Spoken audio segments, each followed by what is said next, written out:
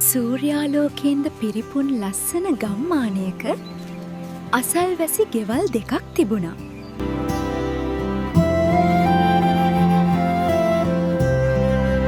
මම ආසයි සූර වික්‍රමාන්විත පොත් කියවන්න. සූර වික්‍රමාන්විත පොත් කියවන්න. මම ආසයි මගේ කයිට් එක උඩ යවන්න.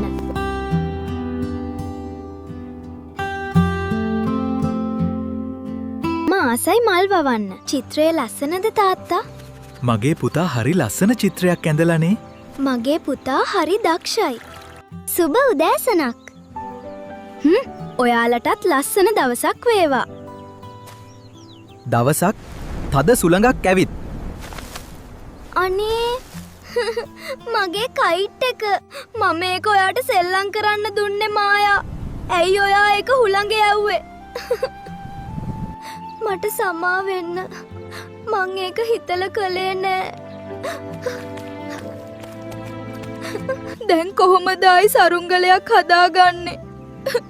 අනේ වෙච්ච දෙයක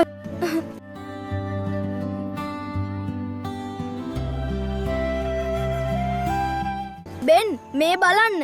අපි මහන්සි වෙලා සරුංගලේ හොයාගත්තා. දැන් අඬන්න එපා. ගොඩක් ස්තුතියි යාළුවනේ.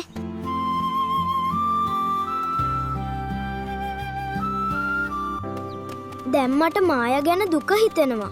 බෙන් ඔයා මායා එක්ක කතා කරන්න. මායා ගොඩක් දුකින් එන්නේ. මං ඔයා එක්ක තරහ නෑ මායා. මට සමා වෙන්න. ඔයා හරි හොඳයි බෙන්. අපි හැමදාම හොඳම යාළුවෝ නේද? ඔව් ඇත්තටම. හොඳ යාළුවෝ තරහ වෙන්නේ නෑ. හිත රිතුනා නම් මට සමා වෙන්න.